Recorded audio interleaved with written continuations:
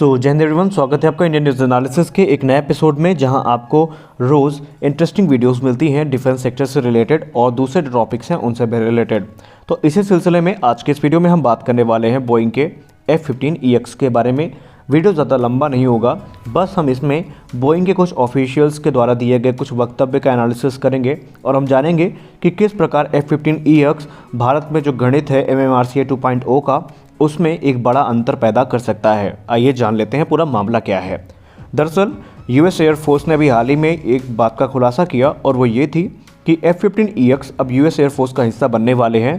वहीं एक दो एयरक्राफ्ट नहीं, तकरीबन 144 एयरक्राफ्ट जो कि F-15EX हैं वो यूएस एयरफोर्स के बेड़े में शामिल हो सकते हैं। लेकिन बड़ी बात यहाँ पर यह है कि इसको लेकर के बोइंग यूएस से ज़्यादा इंडिया और इजराइल पे अपना इंटरेस्ट दिखा रहा है। जी हाँ, जैसा कि आपको पता होगा कि अब यूएस को मिला है, इसका मतलब ये है कि बहुत से देश अब जो इस चीज़ का इंतज़ार कर रहे थे, जिनको ये लग रहा था अभी तक कि अगर F-15EX इतना ही अच्छा एयरक्राफ्ट है तो उसे यूएस एयरफोर्स में शामिल क्यों नहीं किया गया। तो अब जब यूएस एयरफोर्स इसको शामिल कर रही है तो इसके बाद जो बोइंग का अगला जो ये कह सकते हैं मंजिल है वो इजराइल और इंडिया होगी, और इसको लेकर के बोइंग ने काफ़ी बड़े वक्तव्य दिए हैं। आइए जान लेते हैं वो क्या है।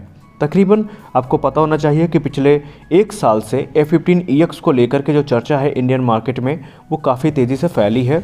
अलग अलग रिपोर्ट्स आई, कभी ये कहा गया कि भारत इन एयरक्राफ्ट को लेने वाला है, कभी कहा गया भारत इन एयरक्राफ्ट को नहीं लेने वाला है। लेकिन अगर हम पर्टिकुलरली F-15EX की बात करें तो ये F-15 ईगल का एक सबसे एडवांस वेरिएंट है। आपको पता होना चाहिए कि F-15 ईगल के बाद इसका एक multi role fighter aircraft variant आया था जो था F-15E, यानी F-15 स्ट्राइक ईगल। और F-15 जो EX है वो इसका एक एक्सपोर्ट वेरिएंट है, और ऐसा कहा जाता है कि ये सबसे एडवांस वेरिएंट है F-15 ईगल का, क्योंकि इसमें जो रेडार है, इसमें जो एवियोनिक्स है और इसमें जो इंजन है वो बहुत ज़्यादा पावरफुल है दूसरे एयरक्राफ्ट की तुलना में। वहीं ये एक pure air superiority fighter aircraft है जो कि इंटरसेप्शन और स्ट्रेटेजिक बॉम्बिंग के अलावा ग्राउंड अटैक और डीप पेनिट्रेशन स्ट्राइक करने की क्षमता रखता है। यानी सीधा मतलब ये है कि एक एयर सुपियोरिटी फाइटर को एक उन्नत मल्टी रोल फाइटर एयरक्राफ्ट में कन्वर्ट करने का दावा बोइंग की तरफ से किया गया है। और जो F-15 है वो काफ़ी लंबे समय से यूएस एयरफोर्स की सेवा में रहा है और ये एक कॉम्बैट प्रूवन एयरक्राफ्ट है।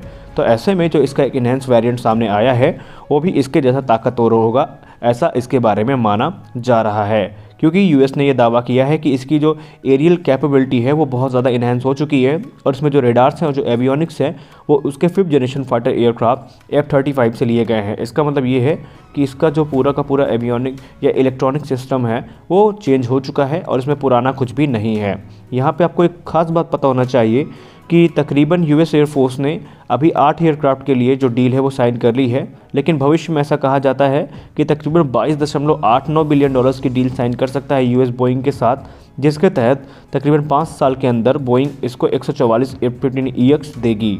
यानी 4 से 5 साल के भीतर यूएस एयरफोर्स के अंदर आपको 144 F-15EX फाइटर जेट देखने को मिलेंगे। और ये रिपोर्ट जेमी हंटर ने द ड्राइव में लिखी है। The drive basically US air force के बारे में काफ़ी खुलासा कर चुकी है और ये काफ़ी एक विश्वसनीय पत्रिका है जिस पर आप भरोसा कर सकते हैं।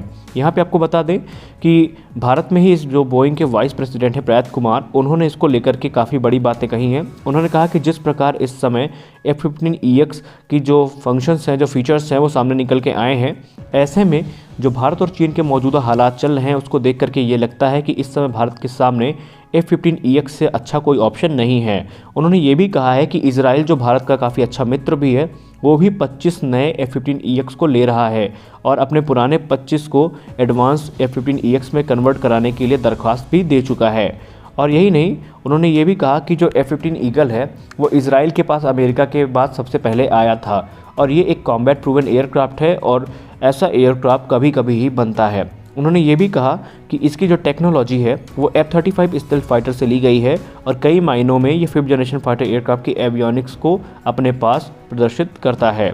यही नहीं, उन्होंने ये भी कहा कि इस समय Boeing US department of defence से एक लाइसेंस की दरख्वास्त कर रही है, जिसके बाद जो F-15EX है इसकी बात काफ़ी अच्छे तरीके से भारत के सामने की जाए। उन्होंने ये भी कहा कि अगर भारत इस पर इंटरेस्ट दिखाता है तो ये भारतीय वायुसेना के साथ साथ जो भारत के MMRCA 2.0 की डील है और जो भविष्य के फाइटर जेट हैं उनको लेकर के भी भारत के लिए काफ़ी फ़ायदेमंद हो सकता है, क्योंकि बोइंग इसके लिए ना सिर्फ F-15EX को भारत को देगा बल्कि एक पूरा एनवायरनमेंट भी इस्टेब्लिश करेगा जिसमें ये एयरक्राफ्ट भारत में ही बनाए जा सकेंगे।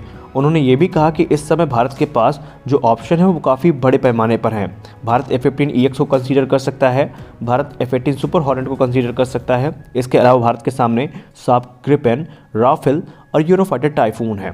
लेकिन जब बात आती है सबसे ताकतवर स्ट्राइक पैकेज की, तो वहाँ पर राफेल को सबसे कड़ी टक्कर जो कोई एयरक्राफ्ट दे पाता है तो है F-15EX।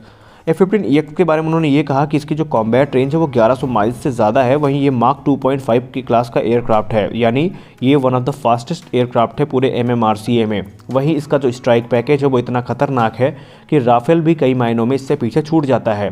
अब क्योंकि जो मेन मुद्दा फंस रहा है F-15EX को कंसिडर ना करने का, वो है इसकी हैवी वेट कैटेगरी। क्योंकि आपको पता होना चाहिए कि F-15EX सुखोई 30 MKI की तरह एक हैवी वेट कैटेगरी का फाइटर है। लेकिन इसकी खास बात यह है कि ये अपने साथ 22 एयर टू एयर मिसाइल्स को एक बार में लेकर के उड़ सकता है, यानी ये पूरी की पूरी दुश्मन की जो एक ये कह सकते हैं फ्लीट है उसको अकेले तबाह करने की क्षमता रखता है। वहीं ये एक सुपर मैन्यूरेबल एयरक्राफ्ट है और एयर सुपीरियरिटी फाइटर होने के कारण जो चाइना के सब तरफ से 5th जनरेशन फाइटर एयरक्राफ्ट की थ्रेट्स है उसको भी आराम से काउंटर कर सकता है, ऐसा बोइंग का मानना है। साथ साथ बोइंग ने यह भी कहा कि बहुत जल्द वो इसको लेकर के भारत सरकार के सामने एक अपने ये जो प्रेजेंटेशन है वो पेश कर सकते हैं। क्योंकि F-15EX जो है इसे अब तक का सबसे ताकतवर ईगल माना गया है। और अगर आप इस पर डिटेल पे वीडियो देखना चाहते हैं तो हमने ऑलरेडी बनाई हुई है, जिसकी लिंक आपको ऊपर कार्ड में मिल जाएगी। लेकिन यहाँ पर अगर हम बात करें भारत सरकार की, तो अभी तक इसको लेकर के ऑफिशियल वक्तव्य जारी नहीं है। लेकिन जिस प्रकार बोइंग के यहाँ पर ऑफिशियल्स भारत को ब्रीफिंग दे रहे हैं, भविष्य में हो सकता है भारत इसके बारे में विचार भी करे। लेकिन अभी हम कुछ नहीं कह सकते कि इसको लेकर के भारत क्या करेगा, क्योंकि MMRCA एक दूसरी अलग चीज़ है। भारत को वहाँ पे मीडियम फाइटर जेट चाहिए, वहीं F-15EX एक हैवी वेट फाइटर है। तो अब यहाँ पे एक सवाल ये उठता है कि क्या वायुसेना किसी हैवी फाइटर पर जाएगी या अभी भी भारत अपने मीडियम वेट फाइटर की तरह जो तेजस MK2 है उस पर ध्यान केंद्रित करके रखेगा। क्योंकि आपको पता होना चाहिए वायुसेना दिवस के मौके पर श्री RKS भदौरिया सर ने ये कहा था कि हमारा जो मुख्य फोकस है इस समय वो तेजस MK1A और तेजस MK2 है और हम अपनी ज़रूरतों को 2030 तक पूरा कर लेंगे। लेकिन एक रिपोर्ट में ये भी बताया गया कि 2030 आते आते मिराज 2000 और MiG-21 जहाज़ भारतीय वायुसेना से निकल जाएंगे। तो ऐसे में जो स्क्वाड्रन है 242 की ज़रूरत है वो तकरीबन 20 के आसपास बचेगी। तो ऐसे में भारत क्या करेगा, क्या भारत इसके लिए एडिशनल जहाज़ लेगा? तो इसी को लेकर के आप जितना भी एनालिसिस देखते हैं वो दरअसल इसमें तेजस MK2 की बात नहीं हो रही। दरअसल यहाँ पे वो जो गैप बनेगा तकरीबन 15 साल का, उसको भरने के लिए कौन सा एयरक्राफ्ट ज़रूरी होगा, इसको लेकर के बातचीत होती हैं। और उसी गैप को भरने के लिए अनुमान ये है कि या तो भारत एडिशनल राफेल की तरफ जाएगा या फिर अमेरिकी जेट हमें देखने को मिल सकते हैं। क्योंकि सुपर सुखोई की जो बात है वो लगभग नकार दी गई है। अब जो भी होगा वो भविष्य में देखा जाएगा। लेकिन यहाँ पर आपको क्या लगता है, आप अपनी राय कमेंट सेक्शन में दे सकते हैं। तो मिलते हैं अपने अगले वीडियो में, तब तक के लिए जय हिंद।